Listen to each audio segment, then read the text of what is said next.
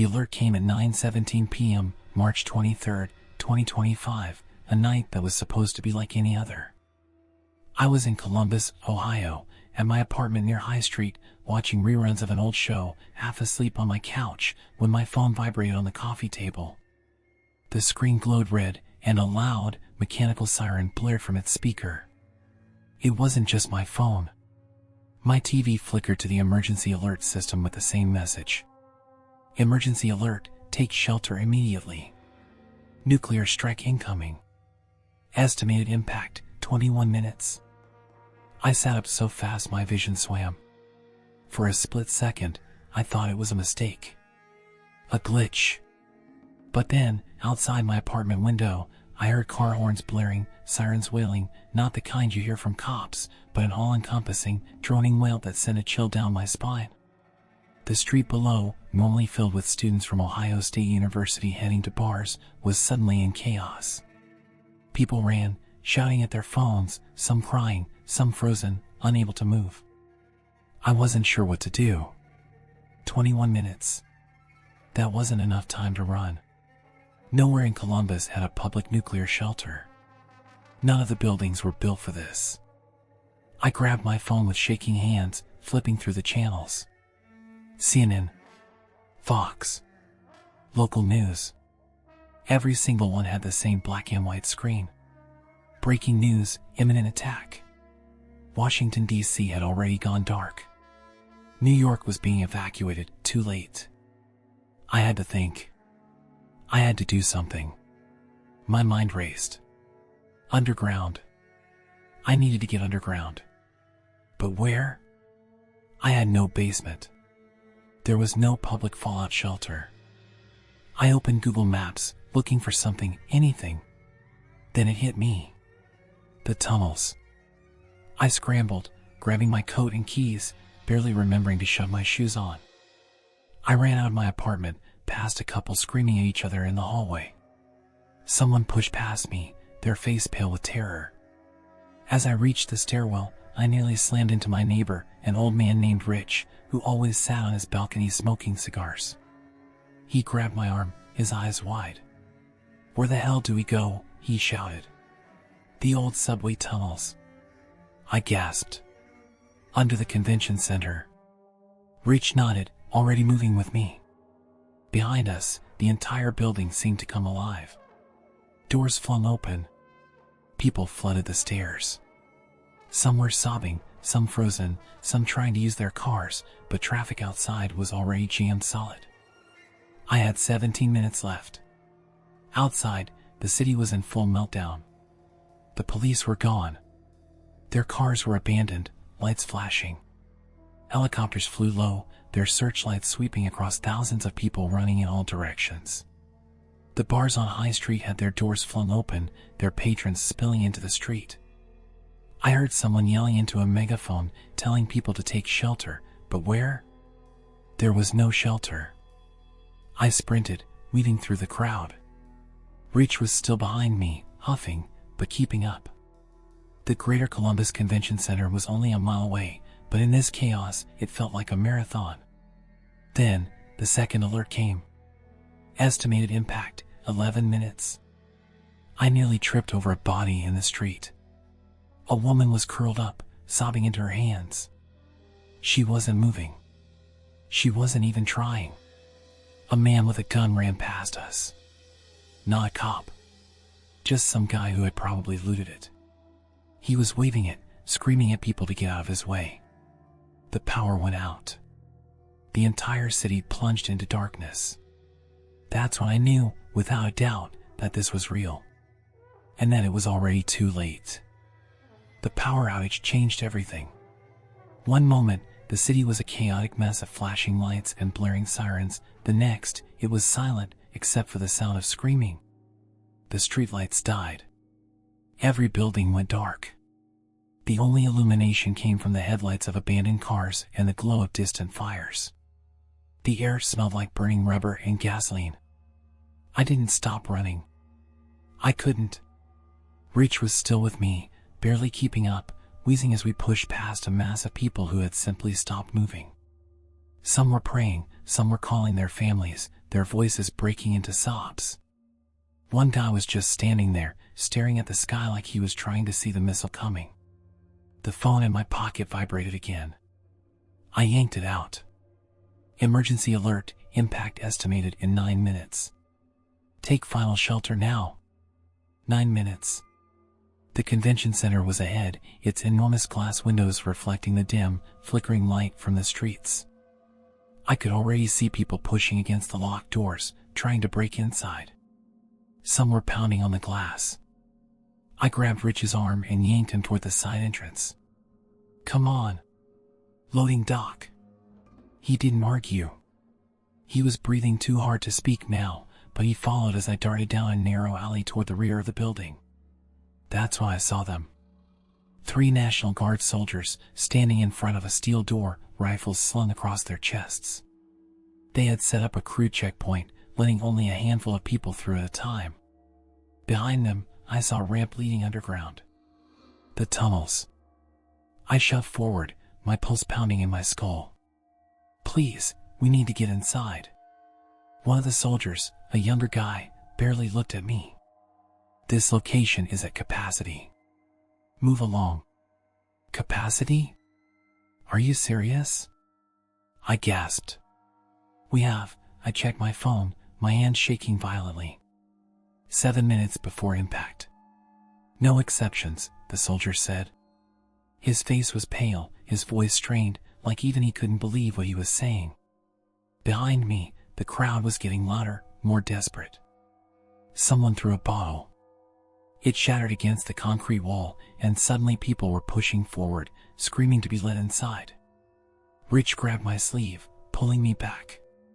We have to go, he wheezed. Find somewhere else. There is nowhere else, I shot back. The crowd surged, and suddenly the soldiers weren't just standing there anymore. One of them raised his rifle, yelling at people to step back.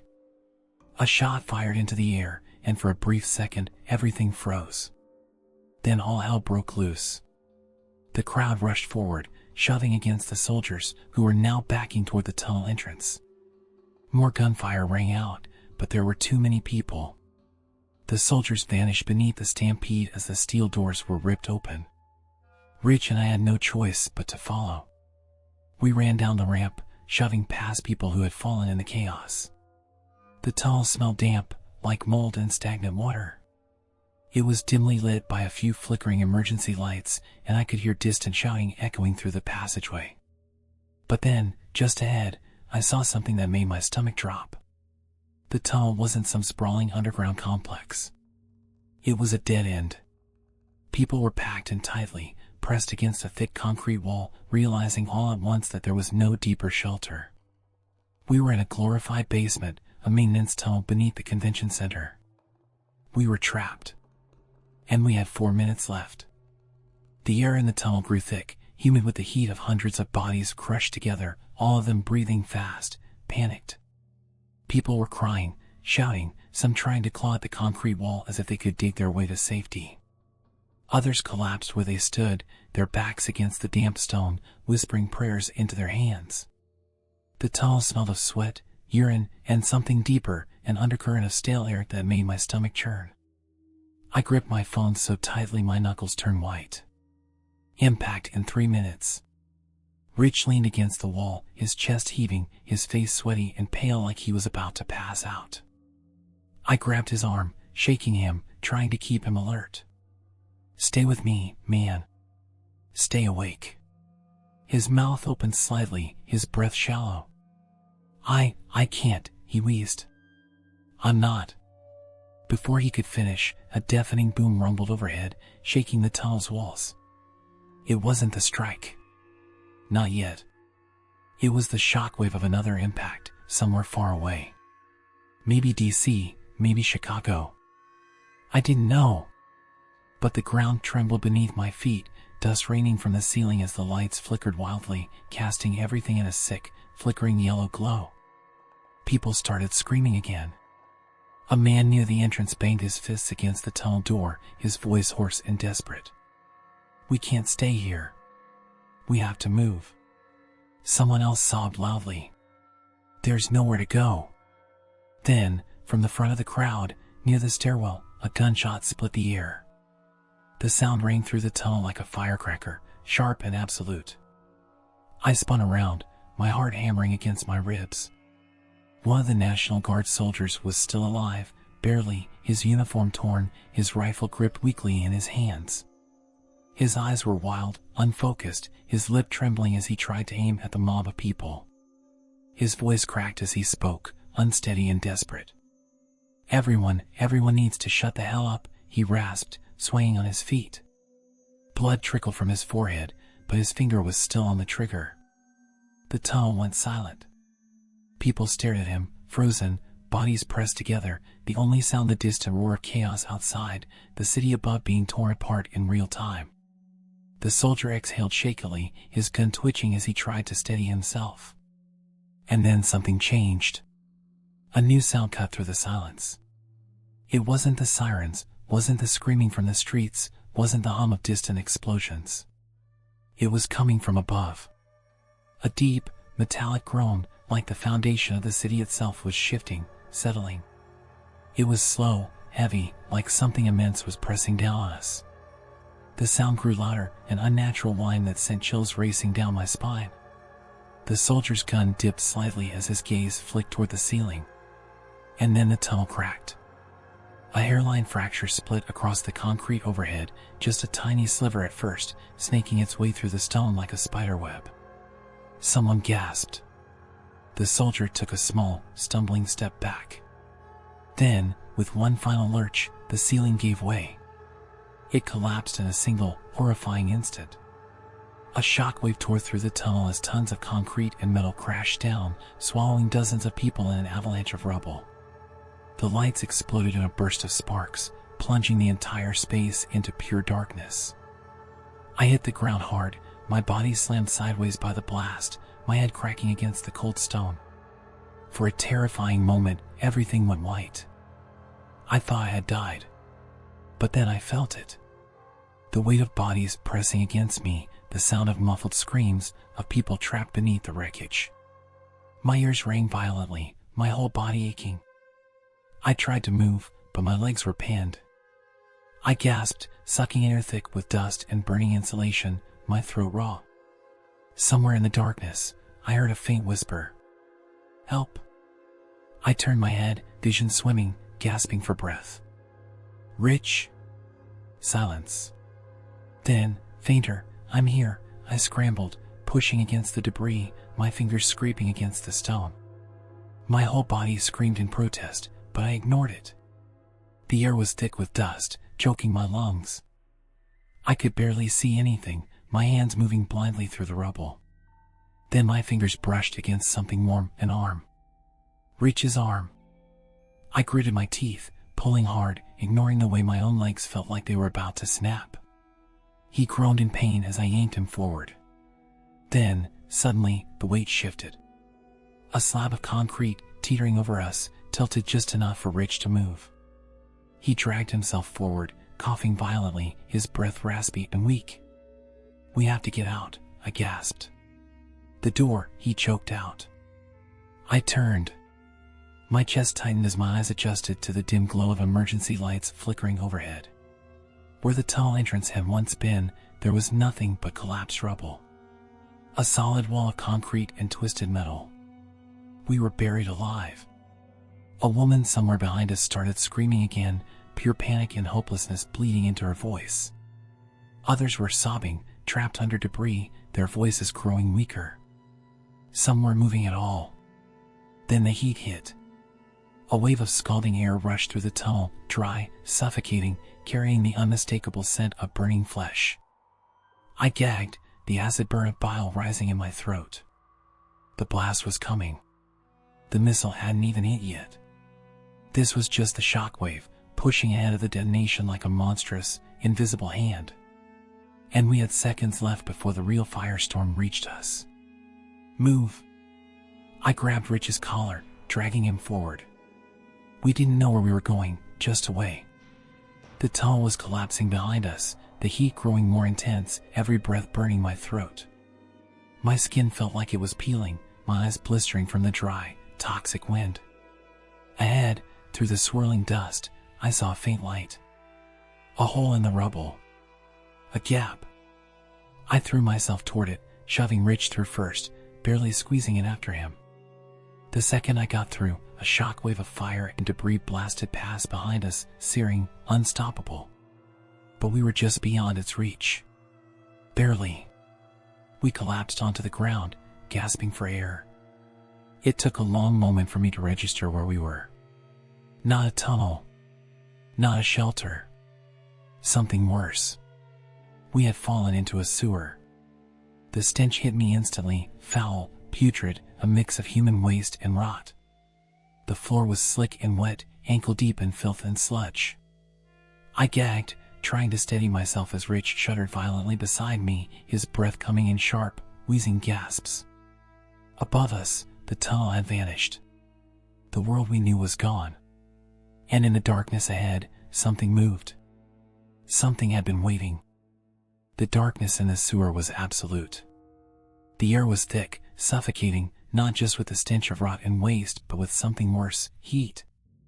It clung to my skin, pressing into my lungs with each burning breath. Rich was still beside me, his ragged breathing cutting through the silence, but the moment I tried to move, I realized the full weight of our situation. We weren't just in a sewer. We were trapped in it. The tunnel we had fallen through was now completely sealed off by debris, a wall of jagged concrete and twisted rebar blocking any escape. The only way forward was into the pitch-black tunnels ahead, the thick sludge swirling around our ankles, the sound of distant, unseen water sloshing somewhere deeper in the dark. Rich groaned and shifted, his hand grabbing my arm in a weak, trembling grip. Where the hell are we?" His voice was hoarse, barely a whisper. "Below the city," I muttered, forcing my own breath to slow. "We must have fallen into one of the drainage tunnels under Columbus." Rich let out a humorless chuckle, shaking his head.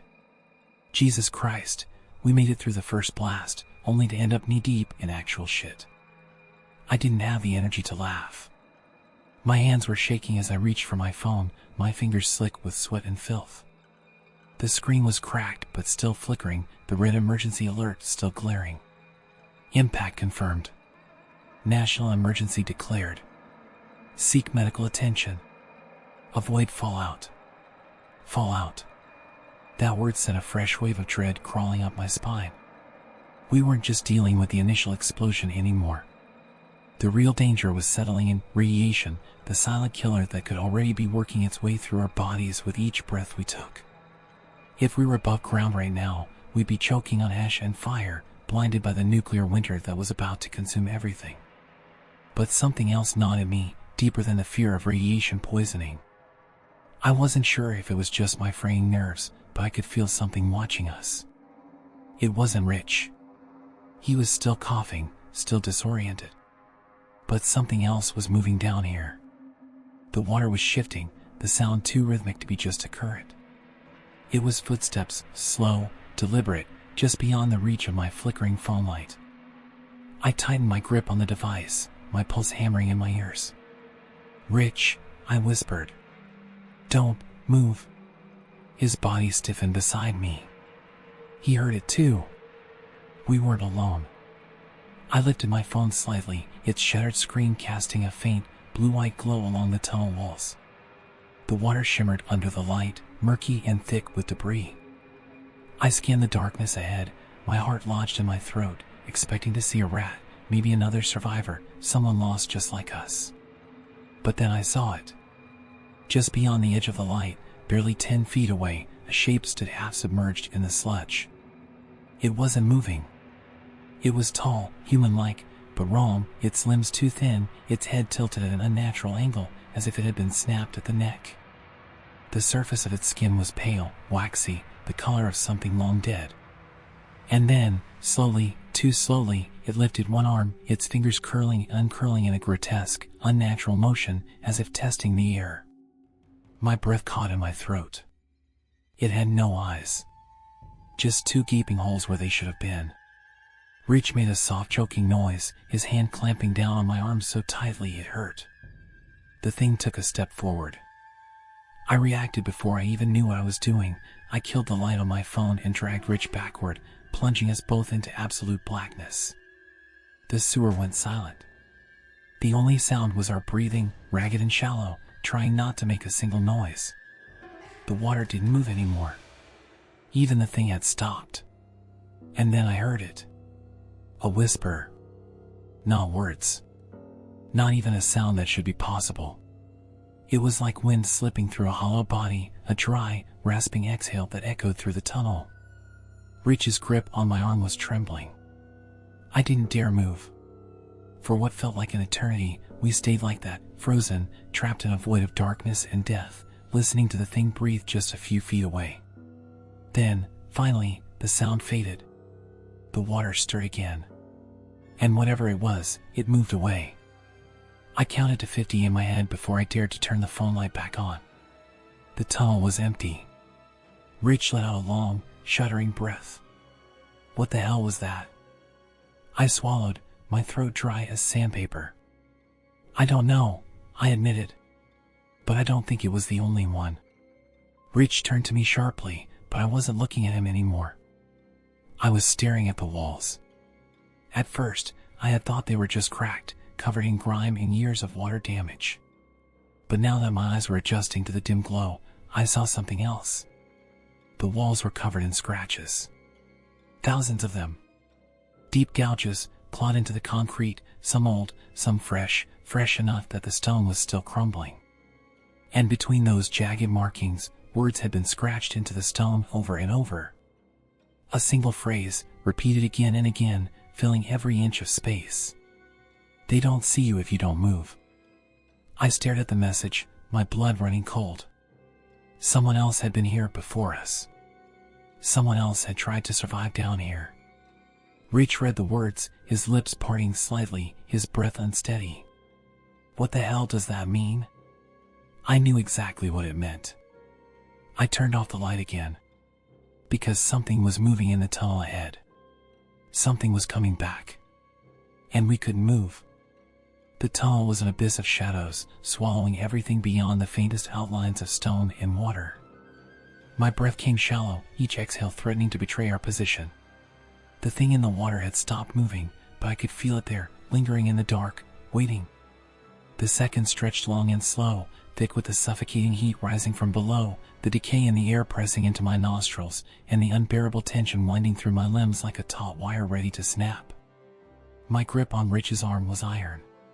His breath, barely controlled, rasped through the stale air. Neither of us moved. Neither of us dared. A sound, so faint it could have been my mind playing tricks, stirred the silence. It wasn't footsteps this time. It was breathing, but not like a living thing. It was hollow, stretched too long, like wind whistling through an open wound. A slow inhale, deliberate, measured. Then a rattling exhale, not air so much as absence, as if something imitating the act of breathing rather than performing it. It was near, uncomfortably so, closer than I wanted to imagine. I kept my muscles locked in place, refusing to shift an inch, barely willing to blink. My eyes had adjusted to the darkness just enough to make out shapes, the contours of the tunnel stretching endlessly in both directions. And then, I saw it. A ripple in the blackened water. No movement. No splash. Just a ripple, expanding outward from a single point like something had surfaced without ever making a sound. My body screamed for me to run, to bolt in the opposite direction, but the message scratched into the walls burned into my brain. They don't see you if you don't move. The air was wrong now, dense with something unnatural, something pressing in from all sides. It was a presence, vast and crushing, its unseen mass lurking in the tunnel with us. I wanted to shut my eyes, to pretend I wasn't standing in ankle-deep sewage with a thing that shouldn't exist. But I couldn't afford to look away. Rich shifted beside me, his fingers twitching against my arm, and for a moment, I thought he was going to break, to bolt, to scream, to do anything that would betray us. But he didn't. He gritted his teeth, clenching his jaws so tight I could hear the pressure in his bones. The ripple in the water stopped. The silence that followed was worse than the breathing. It was the kind of silence that only comes before something happens. The kind that makes you understand, deep in your gut, that you're no longer in control of what happens next. Then, movement. Not fast. Not sudden. But steady, deliberate, wrong. The water behind us shifted again, this time with more weight, more force. My mind conjured images I didn't want to see, something taller than a man, something standing just inches away, unseen in the dark. It was reaching for us. It was waiting. I forced my breath into slow, measured inhales, barely daring to expand my lungs. The oppressive heat made my skin slick, my muscles tight with exhaustion from standing rigid for what felt like an eternity.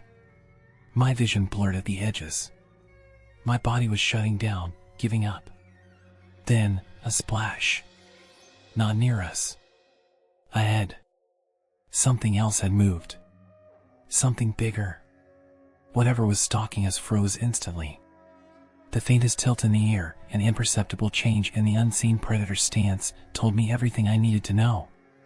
It wasn't the only one down here. And something bigger had just arrived. Reach inhaled sharply, the fear in his breath unmistakable. We weren't in control anymore. We never had been. But now, we were between them. The splash echoed for longer than it should have. The weight of whatever made it must have been immense. I couldn't see the tunnel past the bend ahead, but I knew, with horrifying certainty, that something was coming. I risked the faintest glance at Rich, careful not to let the movement betray us. His face was drenched in sweat, the dim light from his barely functioning watch illuminating the sheer terror stretched across his skin. His lips barely parted as he mouthed one silent word.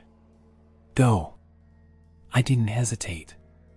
Without breaking into a sprint, without making a sound, I slowly began to move, inch by inch, foot by foot, each step pushing through the thick, slimy water without disturbing the surface too much. It was like creeping past a sleeping animal, one that might wake up at any second if it sensed you leaving. The tunnel stretched ahead, endless and shifting, the heat rolling over me in sickening waves. My mind screamed at me to move faster, to run before it was too late.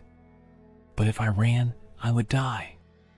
Rich followed, his steps mirroring mine, each exhale carefully controlled. The thing behind us remained still. It was watching, waiting, and I felt its gaze like a weight on the back of my skull. We were 20 feet away from the bend when the first sound split through the air. A low, rumbling growl. Not from behind us. From ahead. I stopped. So did Rich. The larger thing had come into view. At first, it was just an outline, a darker mass against the already blackened tunnel. Then, as it moved, I saw the distortion of the air around it, like the heat itself was bending around its form. My brain refused to process what I was looking at. It had arms. Legs. A torso that twisted in ways that no human should be able to twist. It was tall, taller than the first thing, its shape flickering in the dim light. It didn't move like a person. It moved like something half-formed, something caught between two different existences. It turned its head toward us, and my breath caught in my throat. No eyes. No mouth. Just a deep, pulsing void where a face should be. A second later, the thing behind us moved. The creatures weren't ignoring us anymore. They had been waiting. A sharp, wet slap of movement cut through the silence, the smaller thing lurching toward us. It had been toying with us, keeping us still long enough for its larger counterpart to arrive. Reach finally snapped. He turned and ran. The moment he moved, all hell broke loose.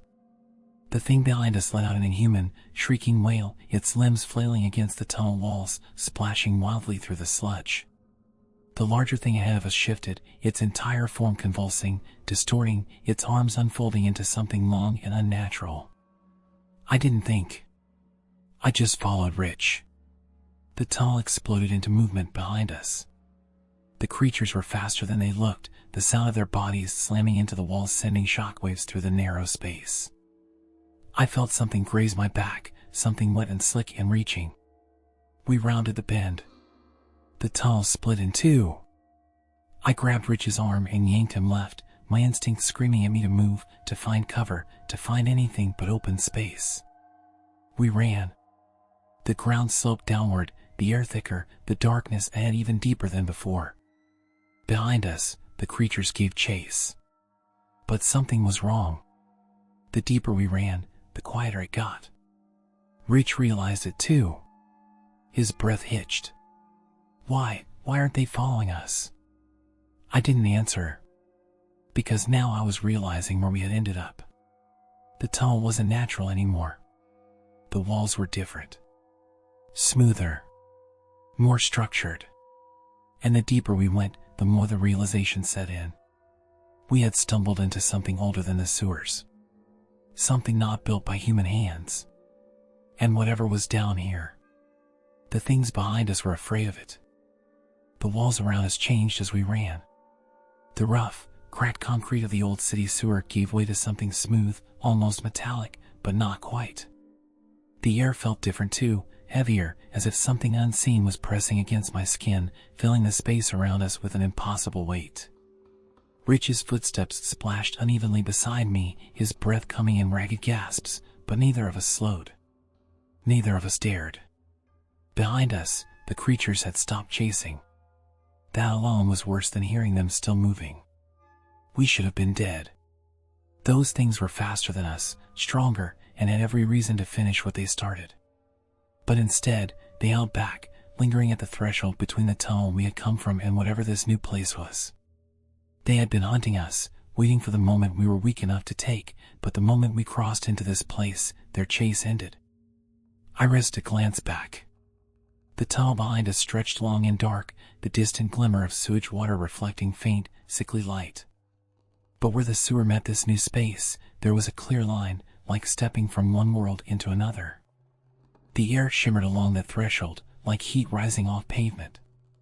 Beyond it, just barely visible in the murk, something waited. Not moving. Not approaching. But watching. Rich followed my gaze and sucked in a breath, his whole body tensing as he finally saw what I did. "They're not coming," he whispered, as if saying it any louder would change it. I nodded slowly. "No. But we are." Rich turned his head forward, scanning the passage ahead of us. The walls weren't made of stone or brick anymore. They were smooth and seamless, like something carved in a way that shouldn't have been possible. A faint, pulsing light seemed to hum from the walls themselves, shifting colors so subtly it almost looked natural. The deeper we went, the less it felt like we were beneath a ruined city. The tunnels weren't built by the people who had designed Columbus. They weren't built by people at all. I forced myself to breathe slowly, to ignore the tightness in my chest that screamed at me to turn back, to run anywhere but deeper inside. I wanted to believe that whatever this place was, it was better than facing the things in the sewer. But I wasn't sure that was true. Rich wiped his face, his hand shaking as he took another step forward. His voice was quiet, but strained. "This doesn't look like any kind of sewer system." "It's not," I said, and I hated how small my own voice sounded. "This was here long before the city was." He stopped walking, looking at me sharply. "What the hell are you saying? That this is, what, some kind of cave system?" I opened my mouth to answer, but I didn't get the chance. The walls shifted. It wasn't a sound, exactly. More like a vibration in the air, something deep and guttural, like the whole place had taken a breath. Rich felt it too. I could see it in the way his hands clenched, his muscles tightening as he instinctively took a step closer to me. We weren't just standing in a strange place anymore. We were inside something. And it was aware of us. A shudder ran through the tunnel. Not an earthquake, not a collapse. It was controlled, deliberate. Like something beneath us was stirring. The floor vibrated ever so slightly, a rhythmic pulse, slow but intentional. Rich grabbed my sleeve. "We need to get out of here." I almost agreed. Every part of me wanted to run.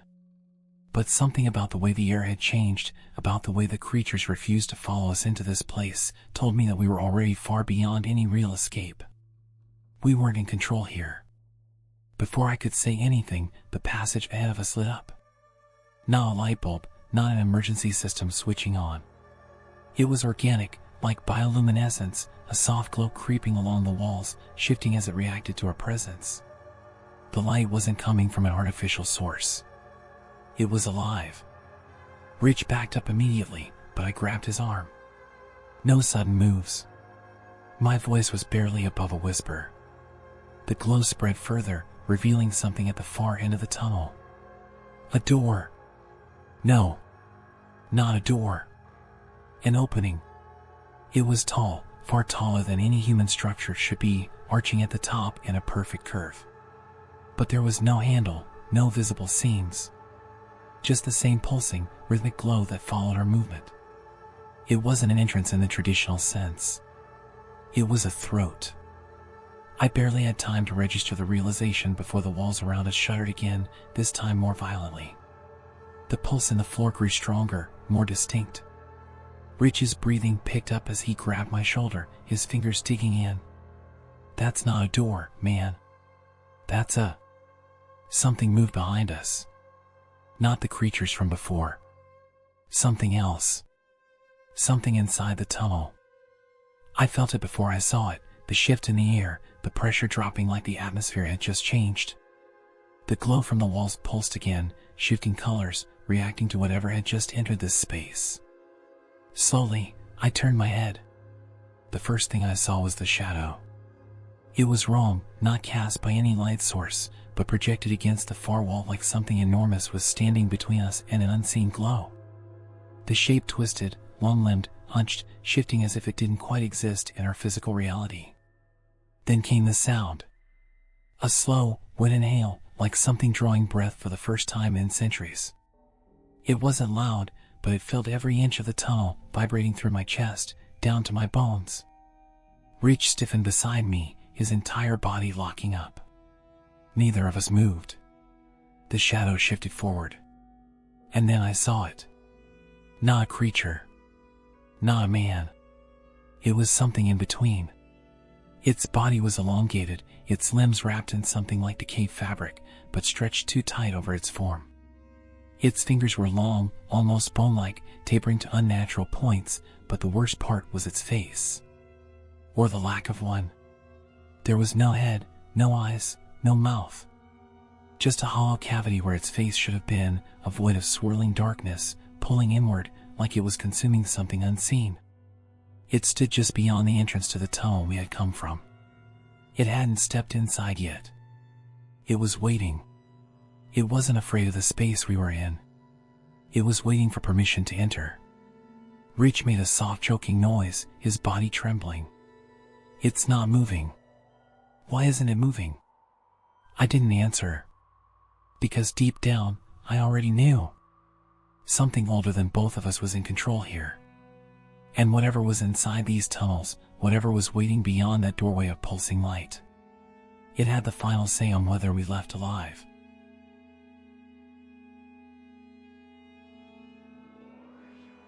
The thing at the entrance never moved, yet I felt its presence like a physical weight, pressing against my chest, making every breath shallower, every heartbeat slower.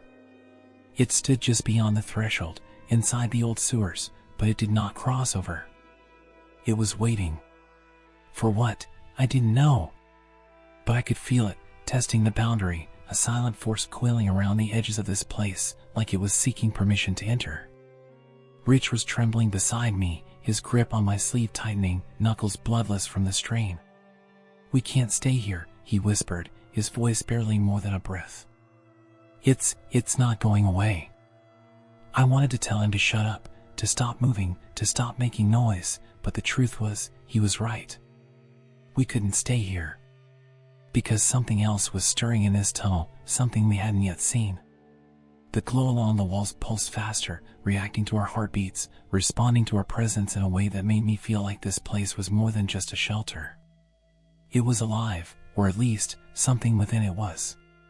The smooth, curved surfaces shimmered, almost liquid, like it was breathing. But it wasn't breathing for us. It was breathing for something deeper inside. The creature at the entrance twitched, its entire form flickering for a brief second, phasing in and out of the dim light. I caught a glimpse of something beneath the rags stretched over its body, something that didn't belong to a corpse but wasn't human either. Its limbs were too long, its bones unnaturally jointed, but the worst part was its face, or the lack of one. That void, the hollow where its features should have been, was not empty. It was pulling inward, consuming, swallowing something invisible, like a vacuum of reality itself. I don't know if it could see us. I don't know if it needed to. But I knew, with certainty, that if it crossed the threshold, we wouldn't have time to find out. Rich was already moving. His instincts took over, forcing his body to act before his mind could shut him down. His feet splashed through the shallow water as he took a careful step toward the only path forward, the glowing doorway. I followed, mirroring his movements, keeping my head low, refusing to look back, even as I felt the air behind me shift. The thing was reacting. I heard it. A sound like wet fabric tearing, a faint, gurgling noise like something choking on the last breath it would ever take. Then, we crossed the threshold. And everything changed. The moment we stepped through the glowing doorway, the air itself shifted. The heat from the ruined city, from the sewers, from the fire above, vanished, not gradually, but instantly, like stepping into a vacuum. The tunnel behind us no longer smelled of decay or sewage or ash. It smelled like nothing. Rich let out a shuddering gasp, nearly tripping forward. What the hell? His voice was cut off. Not because he stopped talking. Because the sound was gone. I turned to him, my breath catching. He was still moving his mouth, still forming words, but there was no noise. Not a whisper. Not an echo. I tried to speak, but the second I opened my mouth, I felt it, the words being swallowed before they could leave my throat. There was no air here. No oxygen. Only silence. Panic flooded through me. My body instinctively gasped, but there was no resistance, no feeling of breath entering my lungs. It was like the act of inhaling had been erased, as if my body was trying to breathe in a place that did not allow breath.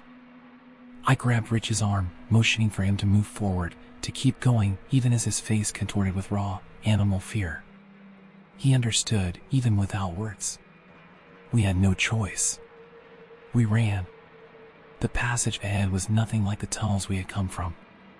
It was too smooth, too perfect, curving downward in a slow, unnatural slope. The glowing walls pulsed faster with every step, and for the first time, I noticed something new, patterns etched into the surface. Not symbols. Bones.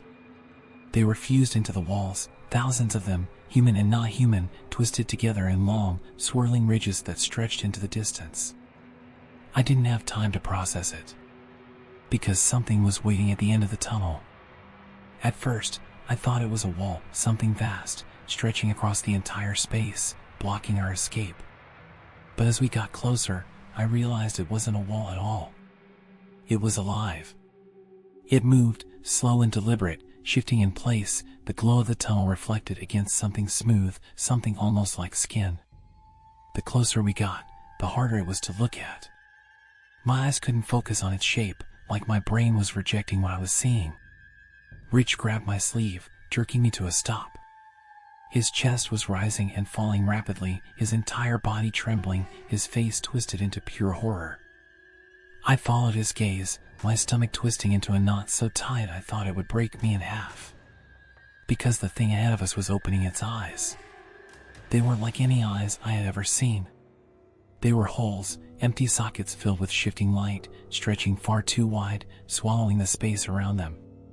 The longer I looked, the more I felt my own vision pulling inward, dragging me into them, stealing my ability to look away. Rich gasped silently, his hands clutching at his own face, his nails digging into his skin as if trying to keep his own eyes from being pulled out of his skull. The thing in front of us spoke. It didn't use words. It didn't use sound. But I heard it anyway. Inside my head. A single message, burned into my mind, deep into the marrow of my bones. You do not belong here. The air around us shuddered. The bones in the walls rattled. The silence in the space became thicker, pressing against my skull, against my ribs, threatening to collapse me inward. Rich fell to his knees, his mouth open in a scream that made no sound. I felt my body tearing apart at the edges, something deep inside me stretching, unraveling, like I was being erased. Then, everything stopped.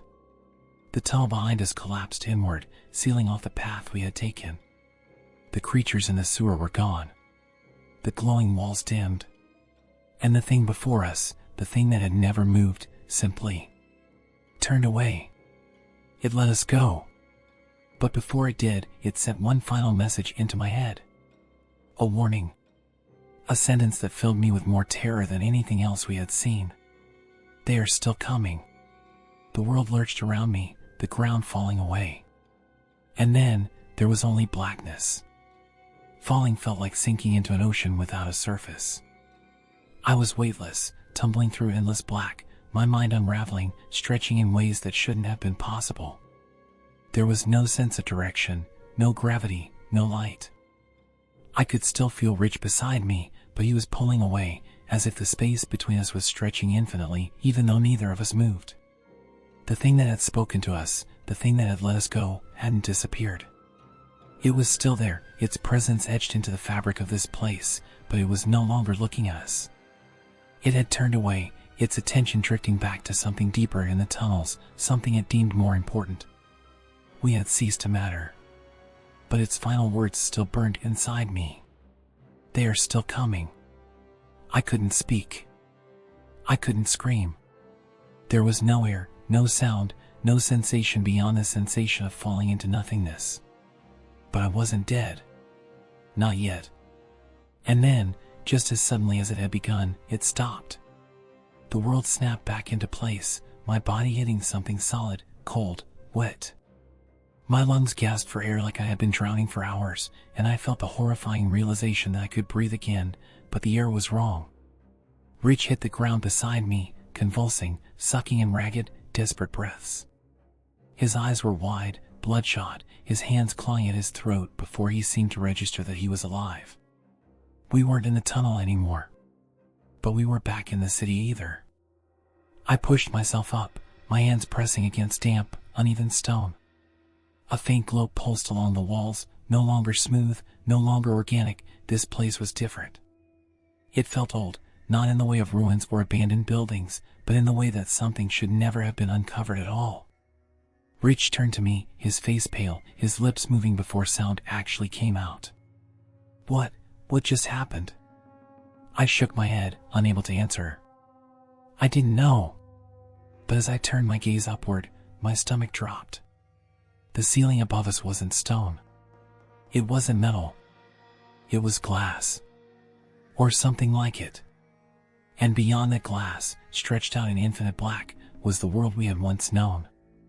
Or what was left of it. Fires raged across the skeletal remains of Columbus, flickering orange and white, casting long, twisted shadows over the ruins. The sky was a deep, churning red, split apart by cracks of something unnatural, something that shouldn't have been there. A storm, but not like any storm I had ever seen, fractured lightning that spread like veins through the heavens, ash falling like snow, an atmosphere that looked like it was collapsing in on itself. But the worst part, the thing that made my lungs seize, my fingers dig into the stone beneath me, was the movement. They were here. Not just the creatures from the sewer. Not just the things that had stalked us underground. Something else. Something larger. Silhouettes loomed in the distance, moving through the shattered remains of buildings, towering too tall, too thin, too impossibly structured. Their bodies bent in ways that defied logic, their forms stretching between the ruined skyscrapers, slipping through cracks in space like their existence wasn't bound by the same laws as ours. They were searching. And somehow, I knew they weren't searching for the survivors. They were searching for us. Rich saw it too. His breath came in quick, shallow gasps, his fingers twitching against the stone.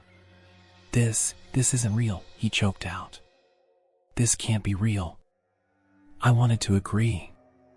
I wanted to tell him this was just the hallucination of a dying mind, the last electrical impulses firing off before death took us completely. But I could feel the sweat on my skin. I could feel the cold in the air, the bite of the stone beneath my hands, the pull of gravity keeping me grounded. This was real. And we were still trapped. A sound thundered through the chamber, vibrating in my skull like an explosion without impact. The walls trembled, dust shaking loose from the ceiling, and then the light changed. The glow along the walls pulsed brighter, then shifted, no longer the same rhythmic hum, no longer responding to our presence. It was responding to something else. Something waking up. I turned slowly, my body stiff with terror, my mind screaming at me not to look. But I did. And the last of my sanity cracked. We weren't alone. Something was rising from the floor, emerging from the same impossible space we had fallen into, its form coalescing from the walls themselves, pulling its shape from the darkness, like it had been here all along, waiting. It was not one of the creatures from before. It was not something from the ruins above. It was something worse. Its body was shifting, flickering between solid and incorporeal, its limbs stretching too long, too thin, its head tilting unnaturally as if trying to observe us from multiple angles at once. And then, slowly, it smiled. Not with a mouth. With the air around it. The very fabric of reality bent in a way that formed the suggestion of teeth, the space around us curling inward, compressing like the world itself was pulling closer to it, reacting to its presence. I grabbed Rich, yanking him backward, but the thing didn't move. It didn't need to, because it was already inside us. I felt it prying into my mind, sifting through my thoughts, peeling back my memories like pages in a book. You were not meant to see this. The words didn't come from its mouth. They came from my own head. My vision blurred, my legs buckling beneath me as the chamber trembled, the world tilting, folding inward. The walls of the room began to melt, shifting like liquid metal, the bones that had been fused into the structure coming apart, falling into the darkness below. I knew what was happening. It wasn't attacking us. It was removing us. We had gone too deep, seen too much. We were not supposed to be here. The last thing I saw before the world collapsed around me was the glass ceiling shattering and the things outside turning their heads toward us. And then, I was falling again. But this time, I knew. I wasn't coming back. Falling wasn't the right word for what was happening to us. There was no gravity, no sense of movement, only the feeling of being unmade. It was as if the space we had occupied was being erased, our existence rewritten moment by moment, slipping through the cracks of reality itself. Rich was still there, I could feel his presence beside me, but I couldn't see him. I couldn't see anything. Just endless, pulsing blackness, a void so deep it felt like it would consume every memory I had of the world above. I thought this was death. Then, suddenly, I was somewhere else. I slammed into the ground with a force that drove the air from my lungs. The world around me snapped into focus all at once, hard pavement beneath me, cold night air, the distant sound of sirens and screams. My body convulsed violently, my limbs barely responding as I tried to process where I was. I was in the city. Or what was left of it. The sky overhead was a swirling storm of red and black, split apart by veins of distant white-hot lightning. Fires burned through the shattered skeletons of buildings, entire city blocks reduced to charred ruins and collapsed rubble. The streets were a graveyard of abandoned cars, their metal frames twisted from the force of the blast. Smoke hung thick in the air, stinging my lungs, coating my throat with ash. Rich hit the ground beside me, rolling onto his back, coughing so hard I thought he was going to vomit blood. His hands clawed at the pavement, his eyes wide and unfocused, his mind still trying to process the fact that we were alive. But something was wrong. The silence. The city was too quiet. No more distant bomb blasts. No more aftershocks. No more emergency broadcasts repeating the same terrifying words over and over. There were no voices. No movement. No survivors running through the streets. It was like we had been dropped into a world that had already ended. Rich turned his head toward me, his lips moving, but the words didn't come out. His breath hitched, his face contorting in terror as he grabbed my arm, shaking me violently. I didn't understand until I tried to speak. Nothing came out. It was happening again. The air had no sound. I forced myself up, my body aching, my heartbeat hammering behind my ribs. I needed to think, needed to find shelter, needed to figure out what the hell had just happened to us. But before I could move, I saw something in the distance. The skyline was wrong. Beyond the burning remnants of Columbus, something stood against the horizon, towering above the ruins like a mountain that had never been there before. My mind couldn't process it at first. It was too big, too unnatural, its edges shifting in and out of focus, as if it were half real and half something else entirely. Then, the sky cracked. It wasn't thunder. It wasn't another explosion. It was a soundless fracture, splitting across the heavens like glass under pressure. I saw something behind it, something so vast and formless that my mind refused to comprehend it. Reach grabbed my arm again, this time pulling me backward, away from the open street. His mouth was moving frantically, but I still couldn't hear a thing. Then, a shape descended from the broken sky. I didn't see it move. It simply was. One moment, the horizon was filled with nothing but blackened clouds and fire. The next, it was there, a monolithic figure, stretching high above the ruins, its limbs shifting like liquid shadow, its body impossible to fully define. It had no face, no eyes, yet I could feel it looking at us. No. Not at us. For us. I understood, then, what the thing in the tunnels had meant. They are still coming. And now, they had found us. Rich was pulling me, yanking me toward the gutted remains of a nearby building, his face contorted in pure terror. I stumbled after him, my legs barely working, my mind fracturing under the weight of the thing in the sky. We made it into the wreckage of an old storefront, collapsing behind what was left of a crumbling counter. My chest heaved, my vision blurred. Reach was gripping his head, pressing his hands over his ears as if he were trying to block out a sound that didn't exist. Then, the world shifted. Not in a way I could see, but in a way I could feel. Like the very fabric of reality had changed. And suddenly, we could hear again. The silence broke like a dam bursting. The roar of distant fires, the howl of wind through shattered buildings, the distant shrieks of something not human, all came crashing back in at once. Rich let out a choked sob, his fingers still buried in his hair. What the hell is happening? His voice was hoarse, barely above a whisper. I didn't answer. I couldn't. Because something was outside. Not the thing in the sky. Something smaller. Something looking for us. The street outside was filled with shadow, moving unnaturally, spreading like ink through the cracks in the pavement. Shapes twisted within it, limbs unfolding, faces flickering in and out of existence. It wasn't one creature. It was many. I clutched Rich's arm, forcing him to stay still as we huddled behind the shattered remains of the counter. My breathing was too loud. My heartbeat too fast. And then, the shadows stopped moving. They had found us. A single, stretched, unnatural hand reached around the doorframe, its fingers curling too many times, too long, too thin. Its head followed, twisting unnaturally, the shape of its face shifting, adjusting, mirroring my own. I bit down on my lip hard enough to draw blood. It was learning. Rich's breath hitched. I saw his muscles tense. He was going to run. I grabbed him before he could. Because I knew something he didn't. If we ran, they would chase. If we moved, they would know. We had only one option left. We had to become the dead. Still. Silent. Absent. Because in this world, the one that was left behind after the fire, after the first wave of destruction, the only way to survive was to be forgotten. And I wasn't sure if I could do it. I wasn't sure if either of us would make it.